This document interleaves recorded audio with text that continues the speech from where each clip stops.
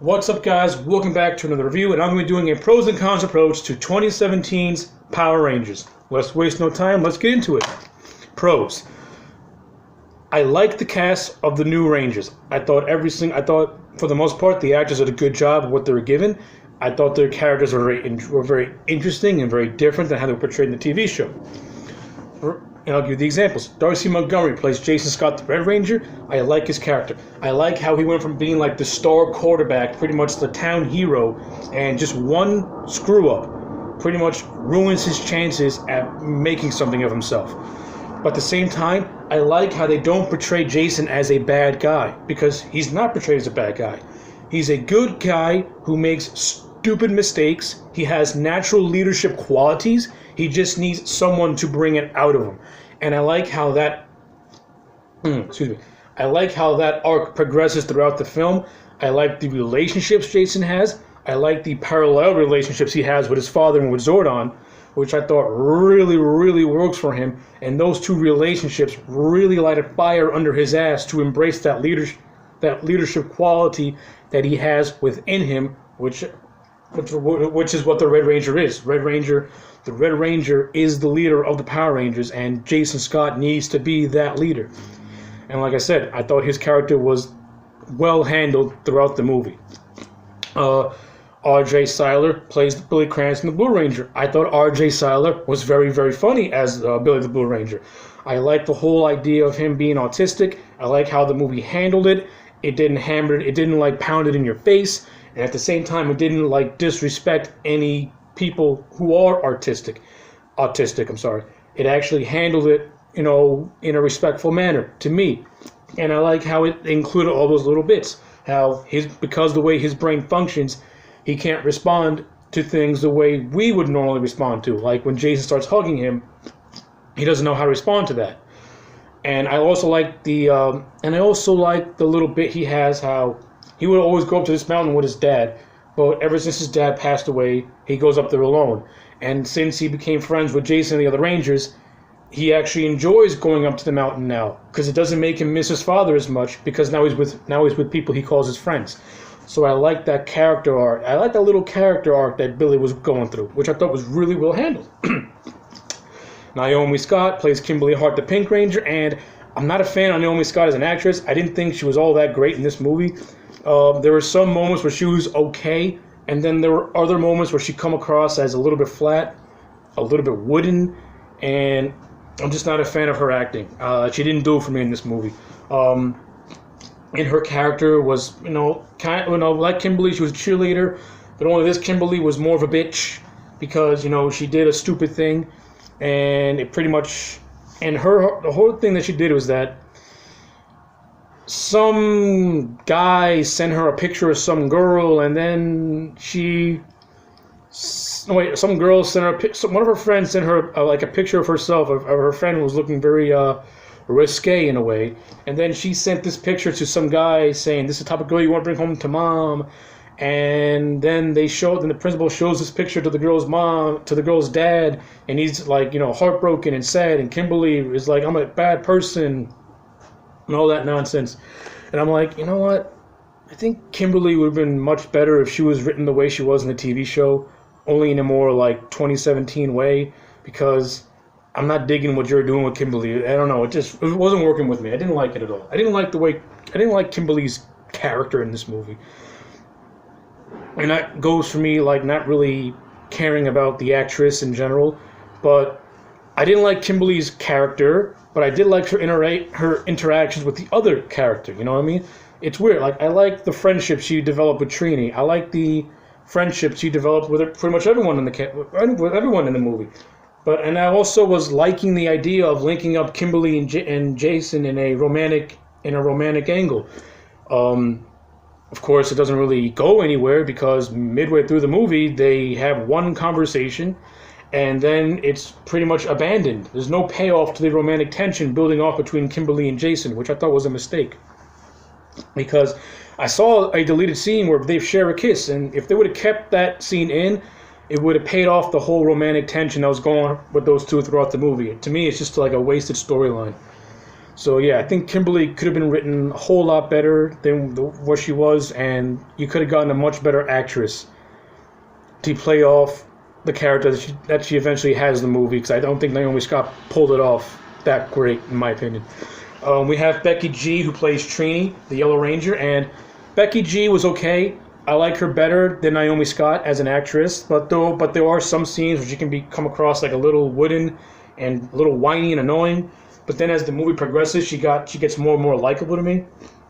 And the scene that really brings all this full circle is this fire. It's like this campfire scene where all the Rangers open up to one another about their personal secrets, and Trini opens up to her to the others, saying how she feels like an outsider because of her sexual orientation, and that makes her an outsider to her own family, who were like prim and proper and very traditional. And she's uncomfortable in that situation. But when she's with her friends and fellow Rangers, she feels more accepted.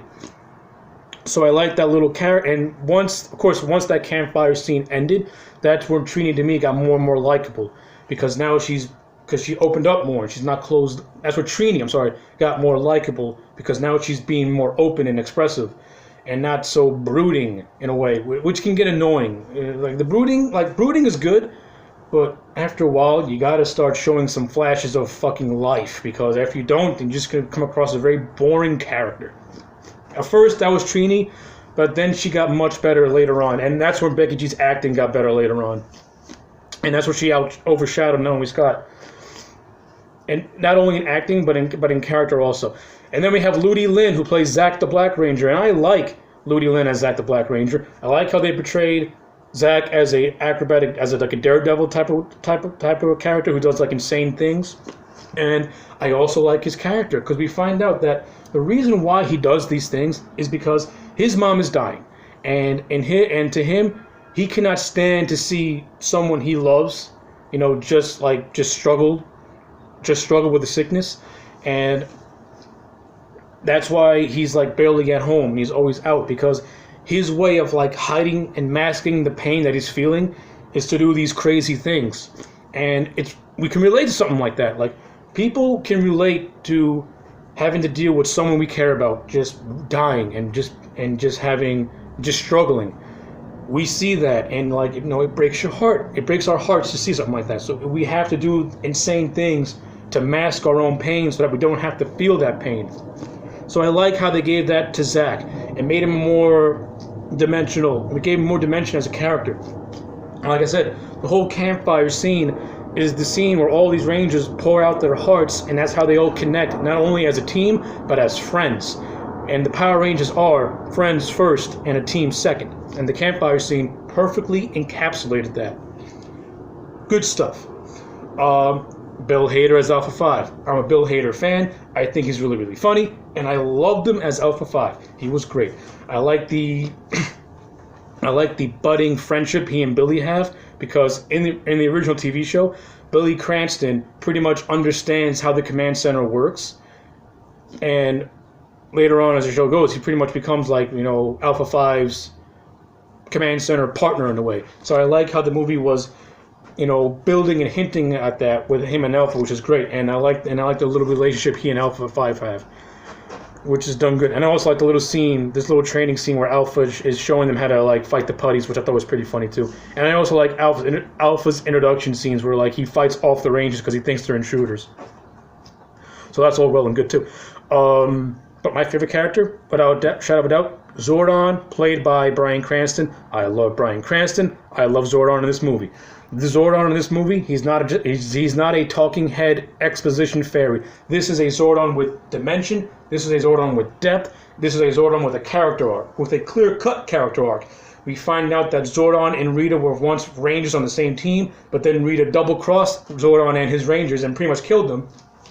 And Zordon, as a last-ditch effort, pretty much fused himself with the ship, thus putting himself into the morphing grid. And Zordon's whole character arc in this movie is that he wants the Rangers to morph so that he can step through the morphing grid and resurrect himself. But then a tragedy happens, and pretty much Zordon, the morphing grid is able to open when all the Rangers pretty much say, we will die for this person.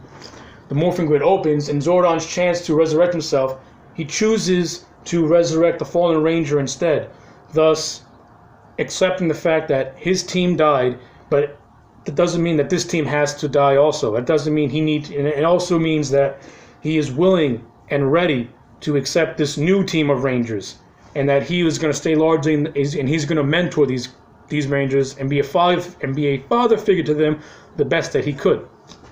So I like that whole character arc with Zordon. It really works for me. And Bryan Cranston did it perfectly. Gave Zordon a character, gave him dimension. He gave Zordon what Zordon never had, which was character, which is great. The action set pieces in this movie are well done. Once the Rangers get into costume and start fighting, it's straight out of the TV show, complete with the cheesy one-liners. So it's fun, acrobatic stuff to watch. The Megazord fight with the creature who is Goldar in name, at the end of the day, is fun to watch. The CGI is done much better here than in Transformers. I like the fights what they have with the Putty Patrol, or I should say the Golem Monster Patrol. These things are not putties. They're not putties. They're fucking rock monsters, whatever. So I like all that. So yeah, so like. What I just told you in these pros, you think this movie's going to be like a solid 8 or a 9, right? No. Now we get to the cons. And the biggest problem I get with this movie is its tone and the way Elizabeth Banks portrayed Rita Repulsa. Elizabeth Banks portrayed Rita Repulsa as pretty much how Rita is in the TV show. Over the top, hammy, and campy. And that is a conflict in tone. Because throughout the movie, it's very grounded and very gritty, and then you got this over-the-top character in Rita, and it's conflicting with the tone, and it creates this uneven balance, which it really starts to get really annoying, because everyone else is playing it straight, but Elizabeth Banks is playing it campy, and it's just like those two styles, they're not meshing properly. How I would have done it, I would have taken the Batman Begins approach. I would have had Elizabeth Banks play Rita the way Liam Neeson played Ra's al Ghul. Very dialed back, very toned down, more menacing, and more of a presence than an actual force. And if Banks would have played Rita like that, I think her character would have worked so much better than what it was given in this movie. Like, she didn't do a bad job, but she did a bad job in a way, but she did a bad job as a way of forcing unnecessary hamminess into a movie that's more like grounded and realistic. And of course, the portrayal of Goldar is just ridiculous. He's just a golden statue. He's just a monster. And that's a complete antithesis as to what Goldar really is in the original show, where he's more of like this brooding presence. He's a force. He's Rita's right-hand man. Her general, in a way. He could be very menacing. He could be very dangerous. But he also has like another side to him where he can be like unintentionally funny in a way, and he has a personality. He's got some charisma to him. And of course, this movie portrays Goldar as just a random melting statue, which is a complete fail. You failed an easy character in Goldar. I am afraid to what you would do to Lord fucking Zed if he would ever come in one of these movies, because I have no faith in what you can. I have no faith whatsoever in what you can do to Lord Zed, because you completely butchered and annihilated the Goldar character, who's one of my favorite characters in Power Rangers lore, along with Lord Zed. So if you can screw up Goldar, I am afraid to what you would do to Zed. So yeah, those two things are very problematic to me, along with Naomi Scott's acting and her character as Kimberly. And of course, another thing I have a problem with is that it takes way too long for the Rangers to get in the costume. How I would have done it, I would have had the entire first act. I would have had the Rangers all meet. The second act, I would have had them get their powers. And I would have had them, have them do the training montages and then have them face Rita. But then I would have had Rita just annihilate them within a matter of minutes. And then then the second half of the second act, that's where I would have done the campfire scene and had them, open to themselves and be more and that's where I would have had them form more of a friendship as opposed to a team. And then the third act, I would have play it out the way he did in the movie, only with a better Goldar, a better Rita, and And that's pretty much it. Yeah, that's pretty much it. At the end of the day, Power Rangers the movie, it could have been a whole lot better than what it was. At the same time, it could have been a whole lot worse than what it was, which is why I'm going to give it a 7 out of 10. Fix the problems that I mentioned, and this movie could have been an easy 8 to a 9. But as it stands, 7 out of 10. It's enjoyable, it's watchable, it is still very, very fun, and it's a nice addition to the Power Rangers franchise. Anyway, my name is ATL Legend. Like, comment, and subscribe, and I will check you back next time for more.